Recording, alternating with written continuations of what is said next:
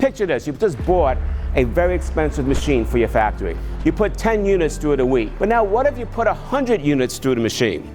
Your profitability goes up, right? But we only have the same amount of time, 24 hours in a day. So the question is, how can we put more through our machine, us? Think about this. If you can find out the specific issues, what motivates that customer to buy, can you see how that's going to be more powerful? Can you also see how that's going to be faster? So the only way you're going to do more and sell more is if you gain velocity. Companies, in my opinion, have it wrong when it comes to growing sales. If they want to grow 10 million, first thing is let's get 5 extra salespeople in here. That's probably the worst thing you can do. All right, you have to find a way to have better conversations, more powerful conversations, and you can reduce that sales cycle.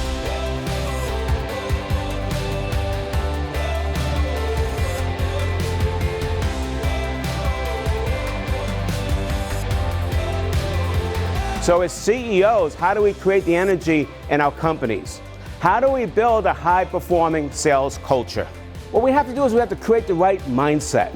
So what I bring into my keynotes is some kind of transference of skill. And I prove to the audience that just by changing the conversation, by asking one different question, they immediately reposition themselves in the minds of the customer and they become more valuable.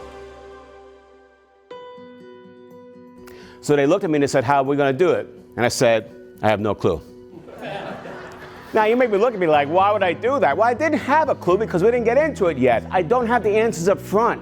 And if you have the answers up front when you go into a customer interview, you are not having the right sales conversation. Because the answers should be born out of collaboration as to what is important to them and what you could do for them. The audience that we had were totally engaged and attentive to this approach, and I think it'll make a dramatic impact on our sales going forward. He was incredible.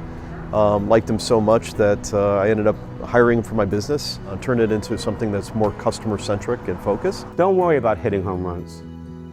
Worry about helping your customers hit their home runs. Move from a self-focused mindset to a customer-focused mindset. Because when you help your customers hit their home runs, they're going to be succeeding.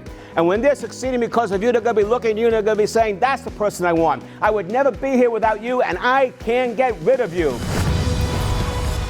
It was so powerful that the sales cycle was reduced from 5 calls to 3. How much more could you produce in a year if you reduce your sales cycle from 5 calls to 3? But the point that I want you to understand is that it all starts and ends with us. Your success starts and ends with you. We can no longer act as salespeople, we must act as leaders.